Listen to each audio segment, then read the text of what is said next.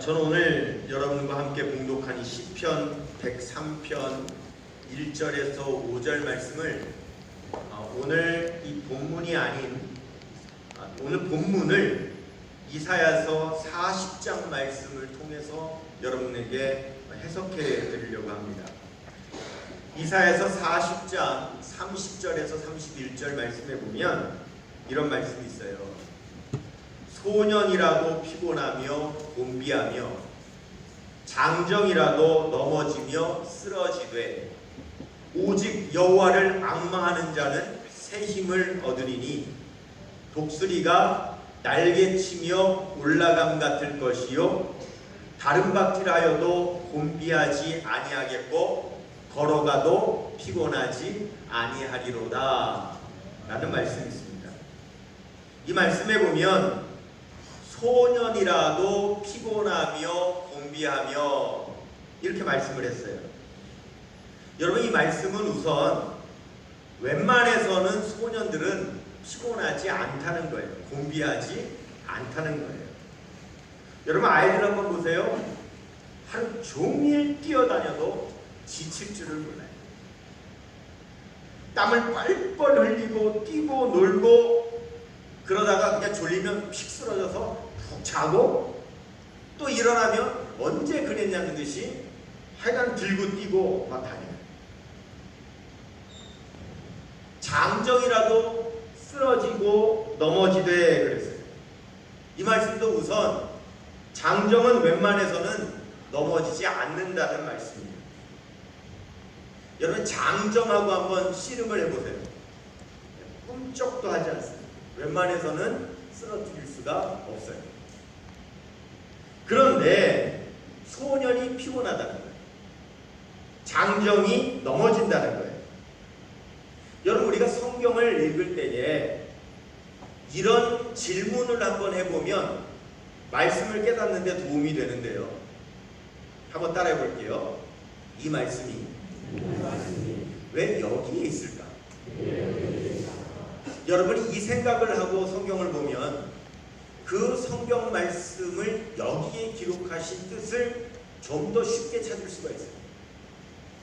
그래, 소년이라도 피곤하며 곤비하며 장정이라도 넘어지며 쓰러지되 라고 하는 말씀을 왜 하필 여기에다가 기록해 놓은 것일까? 이 생각을 한번 해봐야 된다는 거예요.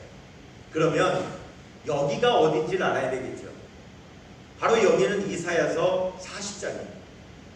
여러분, 이사야서 40장은 이사야 선지자가 기록을 했는데 이사야 선지자가 이 말씀을 기록할 당시는 이스라엘이라고 하는 나라가 우리나라처럼 둘로 남북으로 나누어져 있었죠. 남유다와 북이스라엘이라고 하는 나라로 나누어져서 두 나라가 된 상태였어요. 그리고 이사야 선지자는 남유다 사람이었기 때문에 이 이사야서를 쓸 때에는 남유다에서 기록을 했는데 이 남유다에서 쓸 당시에 그 연도가 언제쯤 되냐면 약 기원전 690년 정도 돼요. 그러면 이 남유다에서 690년이라고 하는 것이 무슨 의미가 있느냐? 우선은 이때는 이미 남북으로 나눠져 있는 이스라엘 중에서 북이스라엘이라고 하는 나라가 30년 전에 기원전 721년에 아수르라고 하는 대제국에 의해서 이미 멸망하고 없어진 지 30년 후에 기록된 말씀이에요. 그러면 여러분, 이스라엘이라고 하는 나라가 큰 나라가 아니에요. 그 나라의 면적은 경상남북도 합쳐놓은 것 정도밖에 안 될 정도로 작은 영토예요. 그런데 그 작은 영토에서 북이스라엘이 이미 멸망을 했단 말이에요. 아수르라고 하는 제국에 의해서. 그러면 그 아수르가 북이스라엘도 망하게 했는데 조금만 내려오면 남유다 삼키는 거야? 아무것도 아니겠죠. 그런데 북이스라엘을 삼키고 나서 30년이 지났는데도 아직 남유다가 아수르에 의해서 멸망하지를 않았어요. 그 왜 그러냐면 남유다 밑에 큰 나라가 있었는데 어떤 나라가 있냐면 이집트, 애굽이라고 하는 나라가 있어요. 그래서 이 이집트 애국이 그 영향력에 의해서 남유다를 보호하고 있기 때문에 아수르가 남유다를 못 점령을 했어요. 지금 그러한 상태예요.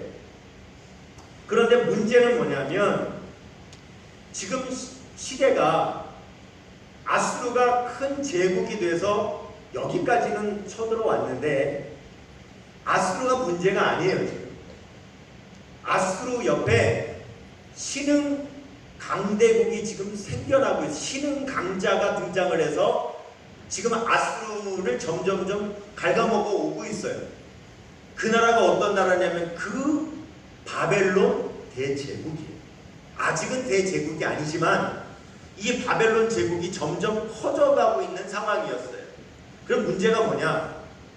남유다가 아수르에 의해서 멸망하지 않은 것은 애굽의 영향력 때문에, 애굽이 지켜줬기 때문이에요. 그래서 남유다는 어떤 생각을 하고 있냐면 우리는 누가 지켜준다? 이집트가 지켜준다고 믿고 있었어요. 그런데 여러분, 아수르도 아무것도 아니에요.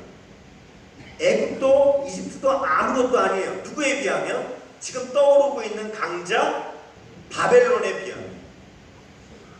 그런데 이 남유다가 이 국제 정세를 몰라요. 이제 조금 있으면 그 강대국 바벨론이 점점 커져서 아수르도 멸망시키고 애굽도 멸망시키고, 그러면 이 남유다는 의지할 곳 없이 그냥 바벨론에 삼켜지게 되고, 그러면 이 바벨론은 이 남유다를 삼킨 다음에 남유다에 있는 사람들을 다 자기 나라에 포로로 끌고 가고, 포로로 끌고 가지 않은 사람들은 다 불지르고 죽이고 할 이런 엄청난 그런 재앙이 곧 닥칠 텐데, 이것을 아직 모르고 남쪽에 있는 애국만 믿고 있는 그 상황이 언제냐면 이 말씀 이사야서 40장을 기록하고 있는 바로 이 기원전 690년의 시대라고 하는 거예요. 바로 여기 이때에 하나님께서 무슨 말씀을 하셨느냐? 소년이라도 피곤하고 곤비하며 장정이라도 넘어지며 쓰러지되 라고 하는 말을 하셨다는 거예요. 아직 남유다 사람들은 세계 정세를 몰라서 판단이 흐리고 그저 애국만을 믿고 있는데, 모든 것을 아시는 하나님이 이사야 선지자에게 미리 앞으로 될 일을 다 보여주시고, 선지자는 앞으로 될 일을 환상을 통해서 예언을 통해서 받았기 때문에 너무너무 두렵고 떨리고, 그리고 이스라엘 백성들에게, 이 남유다 사람들에게 알리기 위해서 예언을 하지만 그러나 소용이 없는 거예요. 남유다 사람들은 오직 누구만을 믿고 있어요? 애국만을 믿고 있어요. 세상에 어떤 일이 벌어지고 있는지 모른 채 이집트가 지켜줄 것이니까 걱정 없다고 이집트만 의지하고 있어요.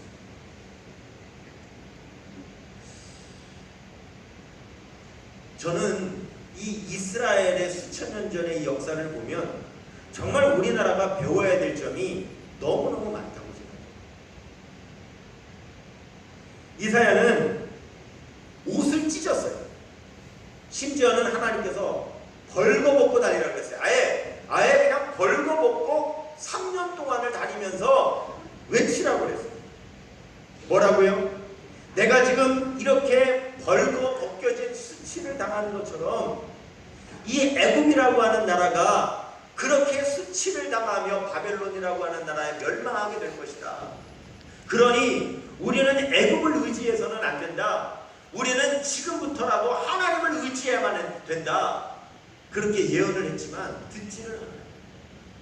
이사야서 31장 1절에 보면 도움을 구하러 애굽으로 내려가는 자들은 화 있을진저 그들은 말을 의지하며 병거의 많음과 마병의 힘이 강함을 의지하고 이스라엘의 거룩하신 이를 앙모하지 아니하며 여호와를 구하지 아니하나니 그랬어요.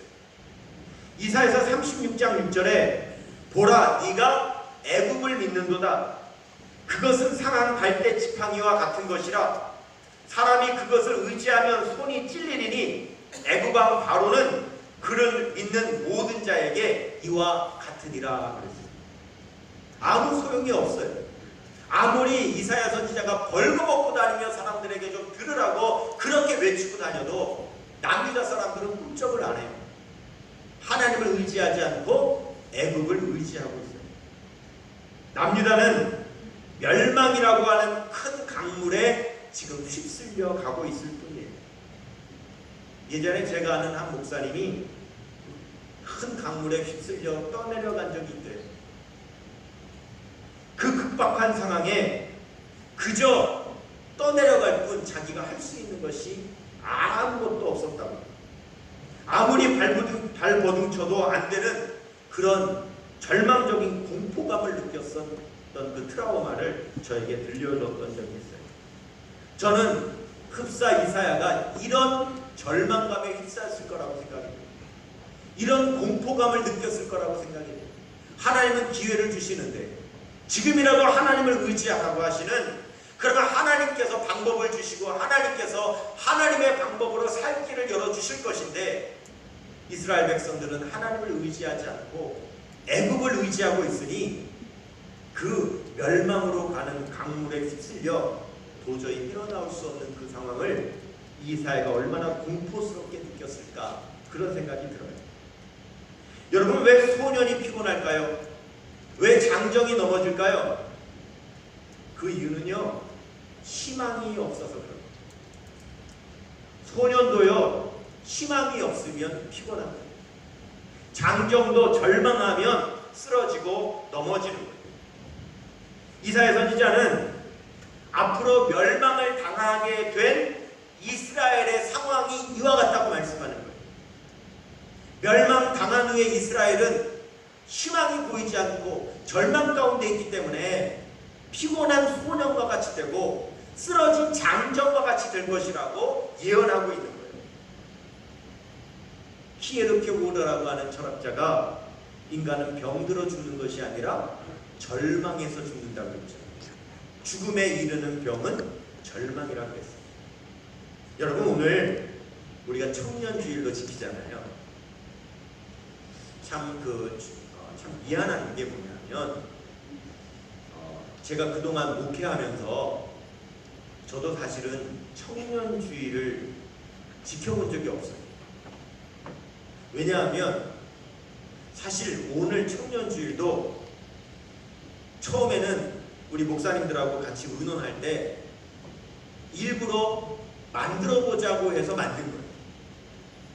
우리 청년들이 수련회 하기에 앞서서 아우니치 가기에 앞서서 어린이 주일도 우리가 지키고 어버이 주일도 지키고 우리가 청소년 주일도 지키는 것처럼 청년 주일도 좀 지켜보자, 이렇게 해서 만들었다고 생각을 했어요.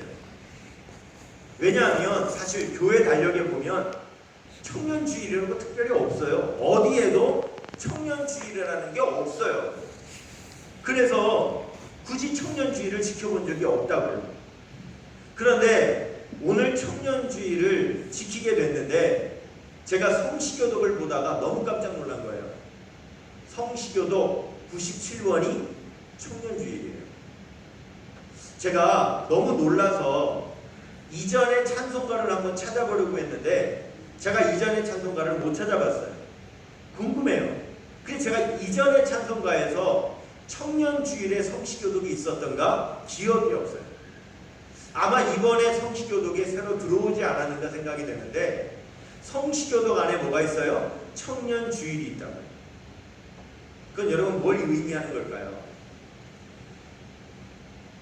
청년주일을 우리가 지킬 수 있는데 지키지 않았다는 것을 의미하는 거죠. 지키지도 않는 청년주일이 왜 있을까? 우리 그렇게 생각할 것이 아니라 우리가 그동안 지킬 수 있는 청년주의를 지키지 않았구나 라고 생각해 볼 수 있다는 거예요. 바꿔서 말하면 그만큼 우리가 청년들에게 별로 관심을 갖지 않았다라고 할 수가 있겠죠. 그래서 오늘 우리는요, 청년들하고 함께 이제 2부 예배를 드리게 될 건데요, 걱정이 커요. 왜냐하면 청년들이 없어도 2부 예배에 자리가 없거든요. 근데 우리 교회 청년이 요즘 한 200여 명 출석을 하죠. 그러면 200여 명이 들어오면 도대체 어디에 앉아야 하나? 사실 그 걱정이 사실은 커요. 지금도 걱정이에요. 어떻게 복도 한쪽에다가 보조 의자라도 좀 놔야 될까? 강단에 올라와 앉아야 될까? 지금도 제가 그 생각을 하고 있어요. 그런데 제가 엊그제 우리 몇몇 성도님들로부터 이런 얘기를 들었어요. 목사님, 우리 교회가 처음으로 주일 2부 예배 때 청년들과 함께 예배를 드리는데 설레요. 청년들과 함께 예배드리게 된다는 사실이 기대가 됩니다라고 하는 우리 어른 성도님들의 이야기를 들었어요.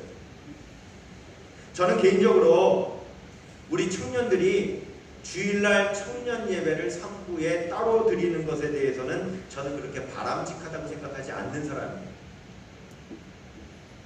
3부에 청년들끼리만 모여서 자기들만의 공동체를 형성하고 장년들과 소통하지 않는 우리 교회의 지금의 예배 시스템은 사실은 저는 개인적으로 문제가 있다고 생각해요. 저는 성결교회에서만 성장했거든요. 성결교회만 밖에는 몰라요. 다른 교단의 교회는 잘 모르는데 우리 교단만 봐도 저는 다른 교단이나 한국교회 전체가 그다지 다르지 않을 거라고 생각해요. 우리 성결교단의 모습이 다른 교단은 특별히 다를 거라고 생각 안 해요. 거의 같을 거라고 생각하는데 그게 뭐냐면 여러분 우리 성결교단의 교회가 정확하게 몇 교회가 있냐면 2,819개 교회가 있거든요. 정확한 겁니다. 2,819개 교회가 있는데 그 중에서 2,819개 거의 3,000개 교회 가운데서 교인이 100명이 넘는 교회는 약 500개 정도밖에 안 돼요. 그러니까 3,000개 교회 중에서 2,500 약입니다. 약 2,500개 교회는 100명 이하예요. 100명이 넘는 교회는 약 500개 정도 되는데 우리 교단의 교회 중에 교인이 1,000명이 넘는 교회는 약 한 50개 정도 됩니다. 50개 정도 되는데 우리 교회는 2,819개 교회 가운데 교인 숫자로 봤을 때 우리 교회가 10번째 교회예요. 2,819개 중에 우리 교회가 교인 숫자 많기로 딱 10번째. 그럼 여러분 제가 이 말씀을 왜 드리냐면은 보통 교회가 우리 교회처럼 청년들이 따로 예배를 드리고 청년들만의 커뮤니티를 형성해서 청년들끼리만 소통하는 그런 교회는 작은 교회가 아니라 대부분 규모가 있는 교회일 건데 그러면 그런 교회는 대한민국에 몇 프로 되느냐? 계산해 보니까 0.01% 정도 돼요. 바꿔서 말하면 99.9%의 교회는 모든 청년들은 그냥 전 교인들과 같이 예배드려요. 가족처럼 같이 지내요. 교인들이 청년을 알고 청년이 장년 어른 성도님들을 알아요. 청년들이 찬양하고요. 청년들이 구준일 하고요. 청년들이 어린아이들 가르치고요. 청년들이 성도님들한테 사랑받고요. 그리고 가족처럼 지내요. 교인들이 청년을 모르고 청년들이 교인을 모르는 이런 환경에서 신앙생활하는 청년들은 극히 일부의 교회, 대한민국의 0.01%예요. 그런데 저는 우리 교회 청년들이 이런 환경에서 신앙생활하는 것이 바람직하다고 생각하지 않습니다. 왜냐하면 대부분의 이 땅의 청년 성도들은 전 교인들과 호흡하며 성장해요. 우리의 가장 가까운 미래가 청년인데 청년들이 장년의 관심과 사랑을 받지 못하고 청년 시절을 보내고 그들이 장년이 되면 그들이 청년들에게 관심을 주겠어요? 그들이 청년들과 호흡을 하겠어요? 한번 생각해 보세요. 사람은요 받아보지 않으면 주질 못합니다. 줄 줄 몰라요. 우리 교회 여건이 어쩔 수 없다고 할지라도 저는 어떻게 해서든지 장년들과 소통하는 청년들이 되어야 된다고 믿습니다. 이렇게 청년주의를 더 많이 지키는 한이 있더라도 청년들이 장년들과 함께 예배드리며 청년이 장년을 알고 장년이 청년을 알아요. 수련회 간다고 조금 찬조해 주는 정도가 아니라 우리 장년들이 교회 청년들의 미래를 함께 고민해주고 함께 기도해주고 함께 끌어주고 함께 길을 열어주는 그런 청년과 장년이 돼야 된다고 믿습니다.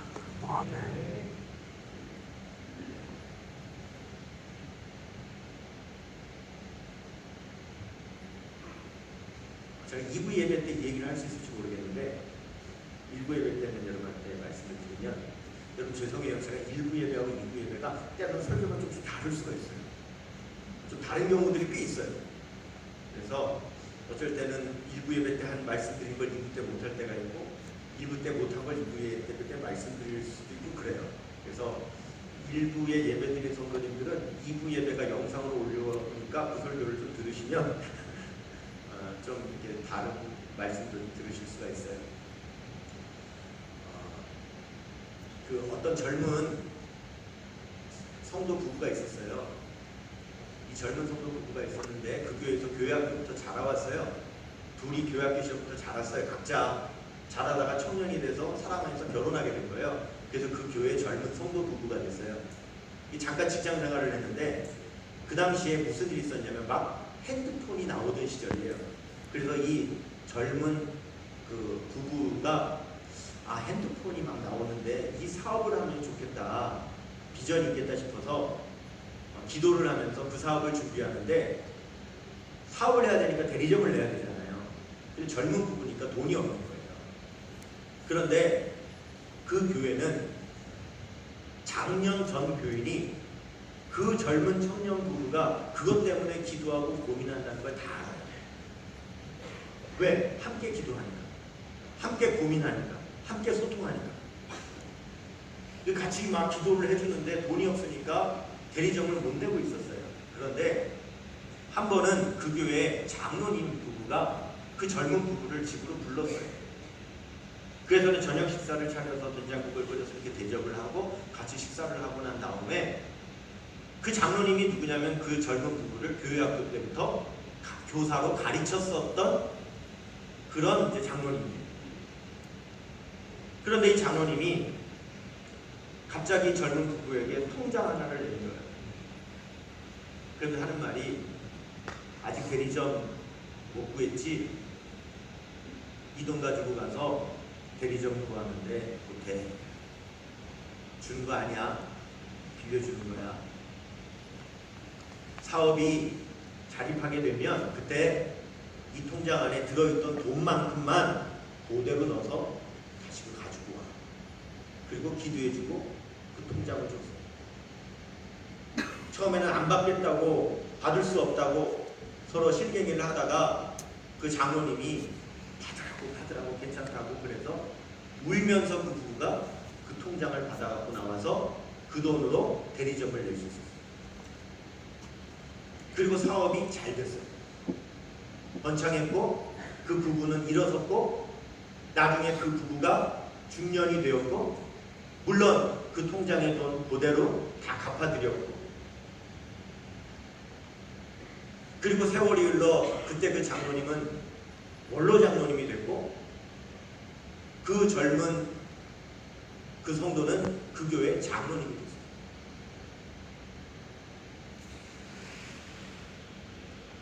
일평생의 은인입니다. 그게 제가 목회했었던 교회 장로님 얘기예요.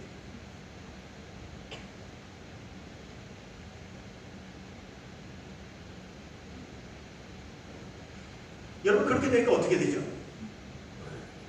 무슨 일이 벌어질 줄 아세요? 또 그 교회의 젊은 부부가 힘들고 어려웠을 때 그 장로님이 똑같이 대를 이어가요. 여러분 요즘 청년들이 너무 어렵잖아요. 요즘 청년들을 이야기할 때 흔히 표현하는 신조어들이 있는데 그 신조어들이 희망적이지가 않아요. 청년들을 상징하는 표현들이 굉장히 절망적이죠. 처음에는 청년들을 3포 세대라 그랬거든요. 3포 세대가 뭐냐면 세 가지를 포기한 세대인데 연애, 결혼, 출산을 포기한 세대라 그래서 3포 세대라 그랬어요. 근데 지금은요 더 심각해져서 5포 세대로 발전을 했는데 5포는 연애, 결혼, 출산, 내 집 마련, 그다음에 뭐였더라? 인간관계. 이거 포기해야 돼. 근데 지금은요 7포 세대가 됐어요. 연애, 결혼, 출산, 내 집 마련, 인간관계, 꿈, 희망. 이걸 다 포기한 세대가. 여러분 꿈과 희망까지 포기하면 어떻게 돼요? 남는 게 뭐예요? 킬페골의 말에 의하면 죽음밖에 없는 거예요. 여러분 지금의 기성세대들은 청년 시절에 민생고에 시달렸다 그랬죠. 근데 지금의 청년들은 뭐에 시달리느냐? 지옥고에 시달린대요. 지옥고가 뭐냐? 지하방, 옥탑방, 고시원. 이걸 줄여가지고 지옥고라 그러는 거예요. 그러니까 지옥고에서 벗어나지를 못하니까 청년들이 꿈을 갖는데 그 꿈이 뭐예요? 지옥고에 시달리니까 그들이 갖는 로망이 뭐예요? 모르세요? 건물주.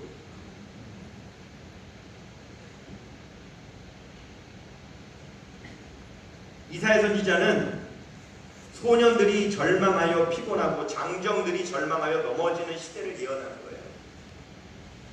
그런데 하나님의 예언은 특징이 있어요. 그것은 하나님은요 절망이 있기는 하지만 절망이 없다고 말씀 안 하세요. 우리의 삶에 절망이 없다고 말씀을 안 하세요. 소년도 피곤하고 장정도 넘어지는 절망이 있지만 하나님의 예언은 절망을 넘어서세요.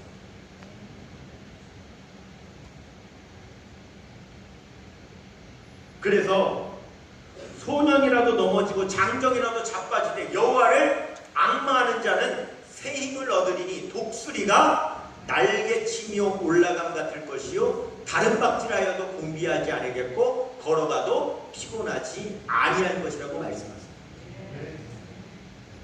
하나님을 앙망하는 것에 소망이 있는 이유는 뭐냐면 하나님은 절망을 없애주시는 분이 아니라 절망을 넘어서게 하시기 때문에 하나님께 소망이 있는 거예요. 인생은 때로 좌절도 겪고 절망도 겪어요.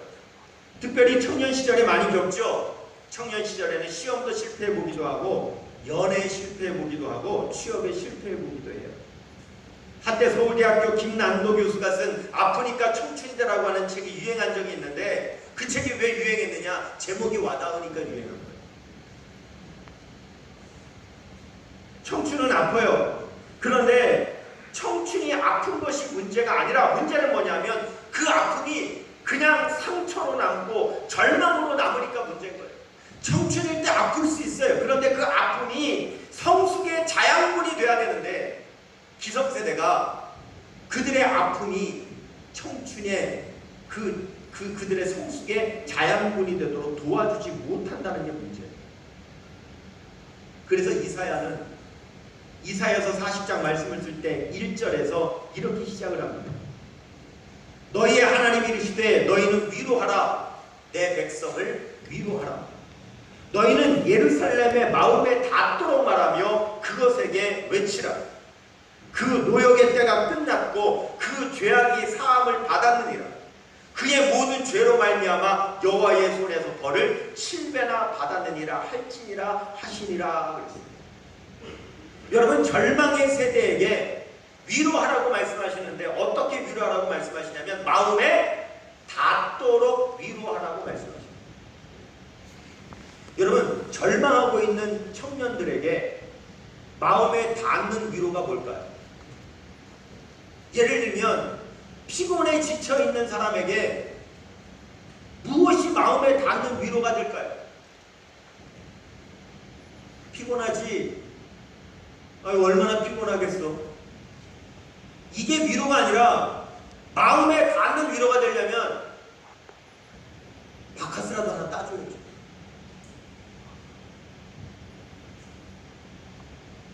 비타민, 제가 특정 약 얘기해서 죄송합니다.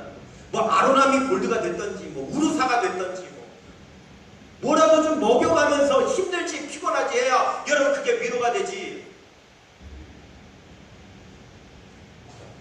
그가 도움이 될 수 있는 실질적인 해결책에 한 발이라도 다가설 수 있도록 디딤돌이 돼주지 않으면서 그들에게 하는 말은 위로가 되지 않는 거예요. 하나님은 위로하되 마음에 닿도록 위로하라고 말씀하십니다. 우리 교회는 이 포기와 절망의 시대를 헤쳐나가는 청년들에게 우리는 어떤 위로를 주어야 할 것인가를 오늘 말씀을 통해서 생각해야 돼요. 특별히 세상의 수많은 청년들 중에서 이렇게 주님의 품 안에 들어와 있는 예수의 젊은이들에게 우리 예수의 기성세대들이 어떤 위로를 주어야 할지를 우리는 생각해야 합니다. 이사야 선지자는 피곤한 소년들에게, 넘어지는 장정들에게 여호와를 앙망하라고 말씀하고 있어요. 하나님께로부터 독수리 날개 치며 올라간 같은 힘을 얻으라고 말씀하고 있는 것이죠. 오늘 본문 시편 103편 1절에서 5절에는 여호와를 송축하라. 내 속에 있는 것들아 그의 거룩한 이름을 송축하라. 내 영혼아 여호와를 송축하며 그의 모든 은택을 잊지 말지어다. 그가 내 모든 죄악을 사하시며 내 모든 병을 고치시며 내 생명을 파멸해서 속량하시고 인자와 긍휼로 간을 씌우시며 좋은 곳으로 내 소원을 만족하게 하사 내 청춘을 독수리같이 새롭게 하시는도다. 여러분, 우리 하나님은요 말로만 하시는 분이 아니라, 우리 하나님은요 하나님을 찬양하는 청년들에게, 하나님을 잊지 않는 그런 청년들에게 죄를 사해 주시고 병을 고쳐 주시고 생명을 구원해 주시고 영광의 강을 씌워 주시고 좋은 곳으로 소원을 만족하게 해 주시는 하나님이라고 말씀하고 계시는 거예요. 여러분, 우리의 청년들이 독수리같이 되어야 될 줄로 믿습니다. 여러분, 독수리를 만드신 분이 하나님이세요. 독수리가 독수리 되는 모든 설계를 하나님께서 하셨기 때문에 하나님은 청년들의 삶도 하나님의 말씀으로 그렇게 설계하실 수 있으십니다.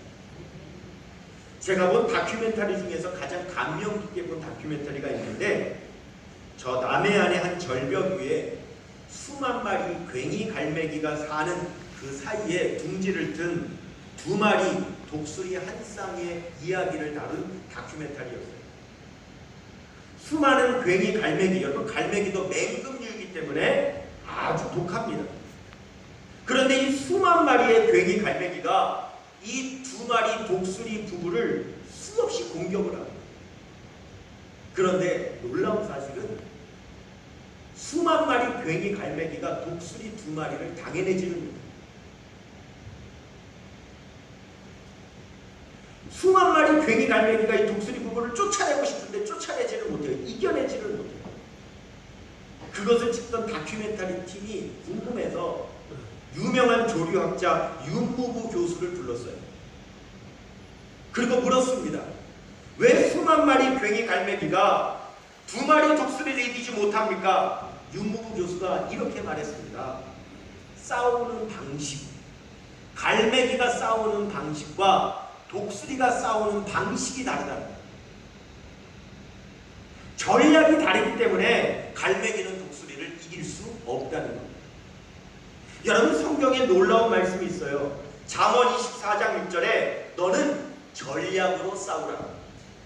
승리는 지략이 많음에 있느니라.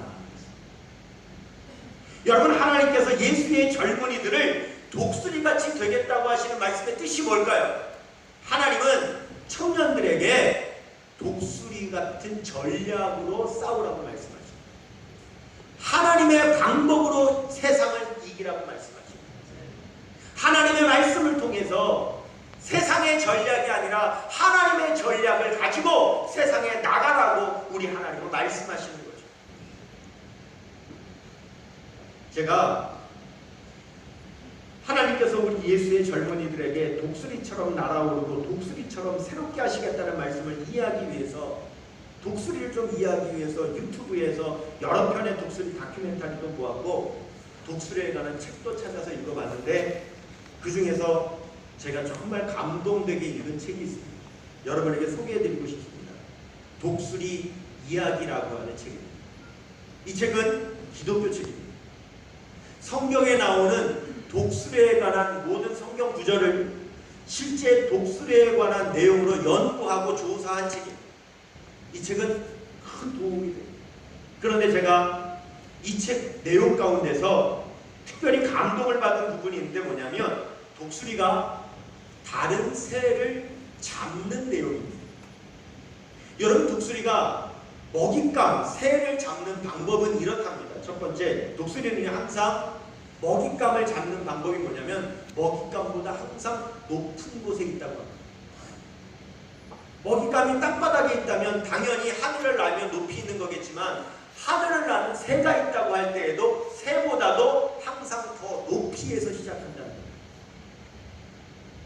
이것은 우리의 시선을 높이 두어야 된다는 말씀을 하고 계십니다. 여러분, 등산하는 사람들이 길을 잃으면 가장 먼저 해야 될 일은 그곳에서 가장 높은 곳으로 올라가는 것입니다. 높은 곳으로 올라가야 내가 지금 어디 있는지도 알 수 있게 되고 어디로 가야 할지도 알게 된다는 거예요. 예수의 젊은이들은 그들의 시선을 자기 눈높이에 두는 것이 아니라, 세상의 눈높이에 두는 것이 아니라 하나님의 눈높이에 두어야 된다고 말씀하고 있습니다. 세상이 바라보는 시선으로 세상을 바라보거나 내가 바라보는 시선으로 세상을 바라보는 것이 아니라 하나님의 말씀이 바라보는 시선으로 세상을 봐야 된다. 두 번째, 먹잇감이 포착되면 날개를 모으고 그대로 날아내린답니다. 먹잇감을 향해 집중하여 내려가는데 그때는 중력이 더해지기 때문에 시속 240km가 된다고 해요. 집중해야 된다는 겁니다. 청년의 때에 집중해야 된다는 거예요. 하나님께서 청년들에게 주신 은사 가운데 하나는 뭐냐면 집중력의 은사입니다. 청년의 때는 우리 때보다도 더 집중할 수 있습니다. 우리 때보다도 더 집중력이 있습니다. 하나님께서 집중력을 주셨을 때 집중력을 사용해야 된다는 거예요. 유명한 정신과 의사인 스카펙이 환자를 진료할 때 자신이 실패하는 이유에 핑계를 대는 환자들을 보면서 이런 말을 했어요. 자신의 실패를 이야기하는 환자들은 대부분 환경을 탓합니다. 그러나 내가 보는 그들의 실패의 진짜 이유는 게으름 때문입니다. 나는 최선을 다했는데도 왜 실패하는지 모르겠어요. 최선을 다해도 안 되는 불공평한 세상이 원망스러워요 라고 말하지만 정말 그럴까? 아무리 노력했다고 해도 가만히 보면 그 안에 게으름이 있었다. 게으른 자의 가장 부지런함은 핑계라는 속담은 일리가 있다. 그랬습니다. 집중해야 된다는 거예요.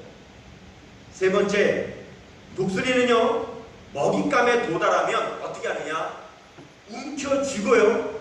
그 다음에 그냥 지상으로 떨어진다.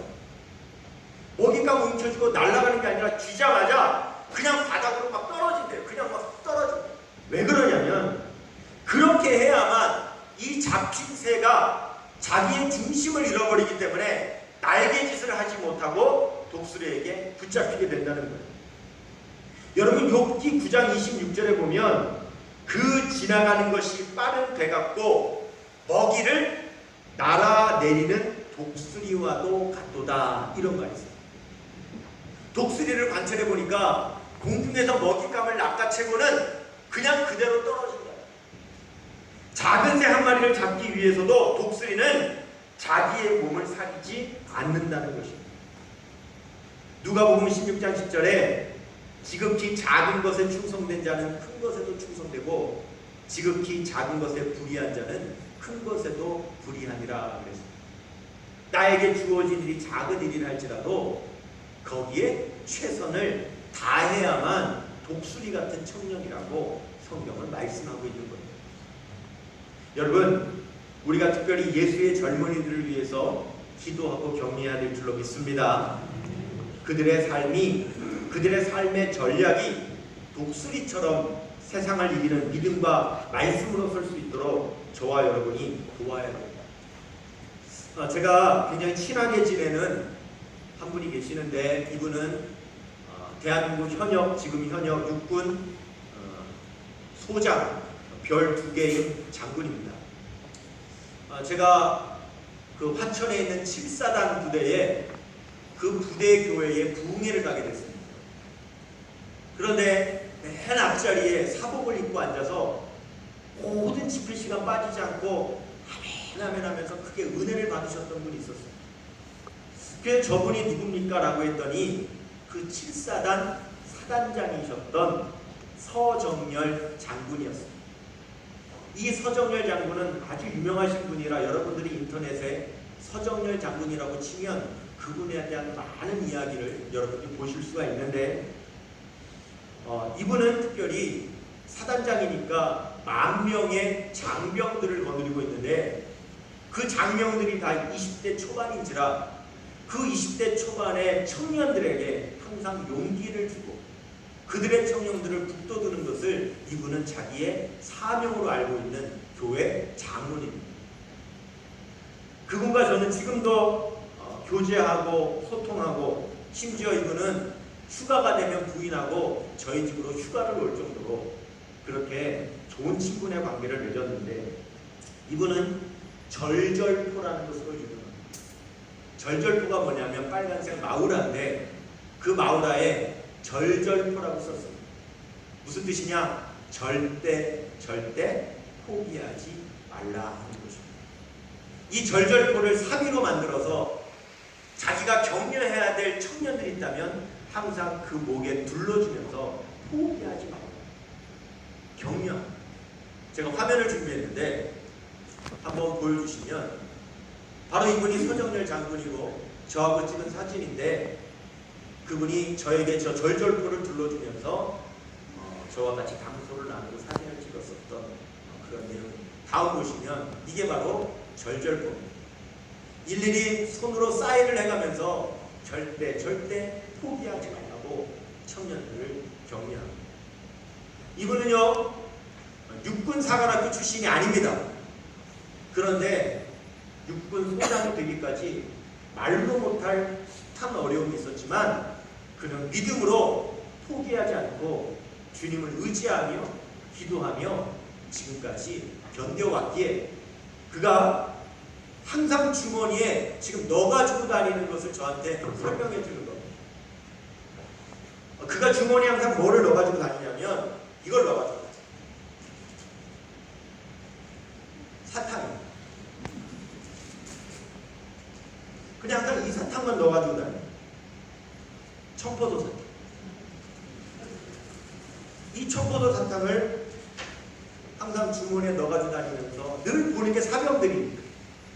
누가 가다가 보초를 쓰고 있거나 지나다가 경례를 하거나 하면 항상 수고한다고 하면서 그 장병의 손에 이 청포도 사탕을 쥐어주는데 왜 쥐어주느냐? 저에게 지금 그걸 설명하고 있는 내용인데요. 청포도를 주는 이유는 이렇답니다. 청포도, 청춘이여, 포기하지 말고 도전하라.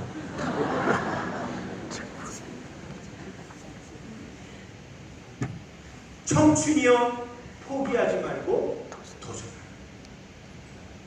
이분은 지금도 아직 현역 장군으로 여전히 이제 청년들에게 청춘이여 포기하지 말고 도전하라. 사탕을 쥐어줍니다. 여러분, 이 시대에 우리 믿음 안에서 포기하지 맙시다. 우리가 우리의 사랑하는 젊은이들에게 용기를 줍시다. 말이 아니라 기도로.